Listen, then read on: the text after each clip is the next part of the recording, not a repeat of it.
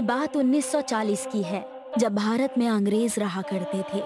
संतोष बाबू अंग्रेजी सरकार में भाप वाली ट्रेन के ड्राइवर थे।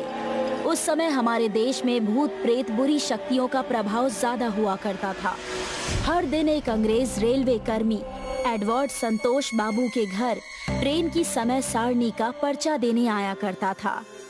एडवर्ड हिंदुस्तानी परंपरा और संस्कृति से बहुत प्रभावित था। उसे साधु संतों और मंत्रों से बहुत लगाव था। एडवर्ड सिर्फ नाम का ही अंग्रेज था। गुड मॉर्निंग संतोष बाबू, ये रहा आपका आज की ट्रेन का time table. Good morning Edward ji, आओ बैठो चाय पी लो। अरे नो थैंक्स, मैं चाय पी कर आया। आज के टाइम टेबल में कुछ बदलाव है, आप देख लीजिएगा।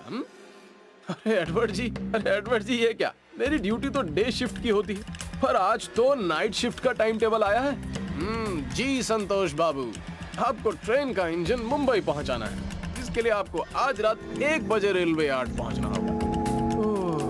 ठीक है एडवर्ड जी, मैं आज रात टाइम पर रेलवे यार्ड पहुंच जाऊंगा। संतोष बाबू ने अपनी पत्नी विमला को भाप वाला इंजन बम्बई पहुंचाने की बात बताई। अरे विमला सुनो, मुझे आज रात मुंबई रवाना होना है, तुम मेरा खाना पहले ही तैयार कर देना। 24 घंटे का सफर होगा कम से कम। सुनो जी, अकेले मत जाना, अपने साथ अपने दोस्त राजेश को भी ले जाना। और हाँ, रास्ते में वो अंधेरा पुल पड़ेगा। मैंने सुना है उस अंधेरे पुल में किसी खूनी प्रेत आत्मा का साया है। अरे ठीक है, मैं राजेश को भी साथ ले लूंगा। रास्ते में अंधेरा होगा, मैं अपनी साइकिल में टॉर्च लगा लूंगा। तुम चिंता मत करो। रात के 12 बजे संतोष बाबू और उनका दोस्त राजेश दोनों अपनी साइकिल में टॉर्च लगाकर रेलवे यार्ड की ओर निकल गए। जैसे ही संतोष बाबू और राजेश अंधेरे पुल के करीब पहुंचे कि तभी उन्हें एक सुंदर स्त्री दिखाई दी। अरे इतनी रात का अंधेरे में ये महिला यहाँ क्या कर रही है? अरे छोड़ो राजेश, मुझे कुछ गड़बड़ लग रही है। अरे नहीं यार, मुसीबत की मारी लगती है, चल देखते हैं। संतोष बाबू और राजेश ने करीब जाकर देखा तो खूबसूरत साड़ी में वो महिला काफी सुंदर और आकर्षित दिखाई दे रही थी। अब सुनिए, इतनी रात गए अंधेरे में आप यहाँ अकेली क्या कर रही हैं? क्या मैं आपकी कुछ मदद कर सकता हूँ? मैं पुल के उस पार रहती हूँ, क्या आप मुझे पुल के उस तरफ तक छोड़ देंगे? उस महिला की खूबसूरती और आवाज पर राजेश सम्मोहित सा हो गया। संतोष बाबू अपने दोस्त को मना करने ही वाले थे कि राजेश ने उस औरत से कहा, हाँ क्यों नहीं, हम उसी तरफ जा रहे थे, चलिए मैं आपको पुल के उस तरफ छोड़ देता हूँ। वैसे आपका नाम क्या है? मेरा नाम गुंजन है। एक हाथ से साइकिल पकड़े राजेश पैदल ही उस महिला के साथ पुल की तरफ बढ़ गया और जैसे ही राजेश ने उस महिला को दूसरे हाथ से स्पर्श करना चाहा, अचानक उस महिला का चेहरा बदल गया। उसकी आंखों की पुतलियां बिल्कुल सफेद हो गई, उसके बाल जमीन तक फैल गए और उसके नाखून भेड़ियों के जैसे लंबे हो गए। उसने भारी आवाज में संतोष बाबू से कहा, बहुत वक्त के बाद इंसानी खून पीऊंगी। इतना कहकर प्रेतात्मा बन चुकी उस औरत ने अपने भेड़िए जैसे दांत राजेश की गर्दन में गाड़ दिए और अपने नुकीले पंजों से एक झटके में राजेश की गर्दन उखाड़कर फेंक दी। इससे पहले वो संतोष बाबू की तरफ बढ़ती, वो साइकिल पर बैठकर तेजी से पैडल मारते हुए पुल से उस तरफ भाग गए। उन्हें दूर जाता देख प्रेतात्मा गुस्से से तिलमिला उठी। कब तक अपनी जान बचाकर भागेगा? मरेगा तू। उसकी चेतावनी से संतोष बाबू का कलेजा कांप गया। वो हाफते हुए रेलवे यार्ड तक पहुंचे और साइकिल सहित गिरकर बेहोश हो गए। एक अंग्रेज अफसर ने उन्हें उठाया। अरे संतोष बाबू उठो, होश में आओ, क्या हुआ आपको? सर मैं ठीक हूँ। मैं घर से ड्यूटी के लिए अपने दोस्त राजेश के साथ निकला तो अंधेरे में पुल के पास उस प्रेत आत्मा ने मेरी आंखों के सामने मेरे दोस्त को मार डाला सर। वो आत्मा कई लोगों को मार चुकी है। जब आप घर लौट कर जाओगे तब मैं आपकी मदद करूंगा। साहब मुझे बहुत डर लग रहा है, रास्ते में वो प्रेत आत्मा जरूर मुझे भी मार डालेगी सर। मुझे बचाओ सर, मुझे बचाओ।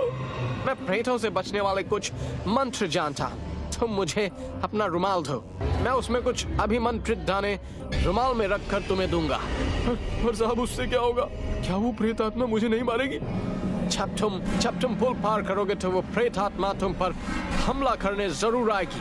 जब वो तुम्हारे नजदीक आए तुम रुमाल में रखे दाने उस प्रेत आत्मा के ऊपर फेंक देना और पीछे मुड़कर मत देखना। आपको बहुत बहुत धन्यवाद साहब।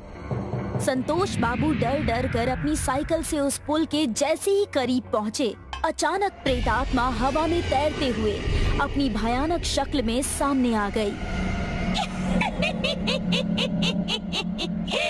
आखिर तू आ ही गया ना वापस। अब मैं तेरे खून से अपनी प्यास बुझाऊंगी। ओह नहीं, कितनी भयानक दिख रही है। प्रेतात्मा ने संतोष बाबू को रुमाल निकालने का मौका ही नहीं दिया और उन्हें दबोचने के लिए जैसे ही झपटी, उसे करंट की तरह एक तेज झटका लगा। अच्छा, तो मुझसे बचने के लिए तू मंत्रों का सहारा ले रहा है। देखती हूँ कितनी देर तक बचेगा मुझसे।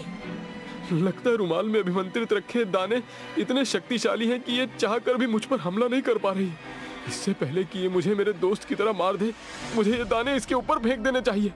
जैसे ही संतोष बाबू ने अपना रुमाल निकाला, उन्होंने देखा कि वो प्रेतात्मा अपने हाथों में राजेश का कटा हुआ सिर लिए खड़ी हंस रही थी। नहीं, अरे ईश्वर, मेरी इस भयानक प्रेतात्मा से रक्षा कर। अंधेरे पुल में अचानक अपने सामने राजेश का कटा हुआ सिर देखकर संतोष बाबू साइकिल सहित गिर गए और उनकी टॉर्च भी बुझ गई। हे भगवान, मदद कर, नहीं तो यह प्रेतात्मा मुझे नहीं छोड़ेगी। अचानक वो प्रेतात्मा अपना भयानक रूप लेकर संतोष बाबू के सामने आकर खड़ी हो गई और उन्हें खा जाने वाली नजरों से देखने लगी।